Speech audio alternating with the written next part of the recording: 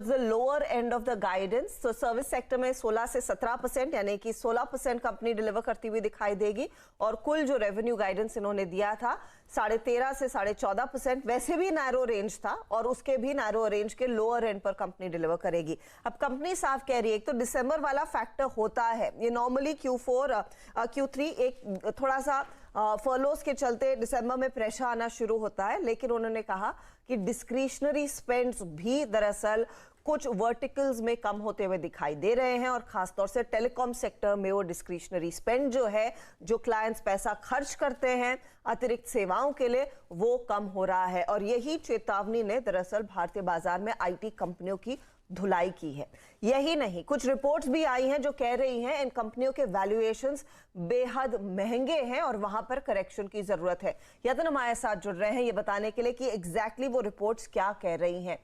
यतिन, एक तो HCL take की कमेंट्री नेगेटिव थी तो उससे प्रेशर आया, लेकिन अब रिपोर्ट्स क्या कहने लगी है? क्लियरली जो HCL टेक्नोलॉजीज ने बयान दिया कि यूएस मार्केट्स और यूरोपियन मार्केट्स में जो मैक्रो कंडीशंस है उसके वजह से आपको रिस्क आते हुए दिखाई दे रहे हैं और गाइडेंस का लोअर एंड अब मीट हो पाएगा जो एक बैंड में था। जहां तक कि क्रेडिट स्विस का सवाल है, उनका भी यही मानना है कि जो मैक्रो टेलविंड्स थे वो अब मैक्रो हेडविंड्स बन चुके हैं आईटी इंडस्ट्री के लिए, क्योंकि कोविड में एक बड़ा लीवे इनको मिला, लेकिन कोविड खत्म होते ही डिमांड को टेपरिंग होना था और वही एग्जैक्टली हो रहा है अब यूएस और यूरोपियन मार्केट्स में। इनफैक्ट क्रेडिट स्विस का मानना यह है कि आपको 10 से 25% के बीच वैल्यूएशंस करेक्ट होने हुए दिख सकते हैं आईटी सेक्टर में। और जहां तक कि उनकी बैंड्स का सवाल है, 11 से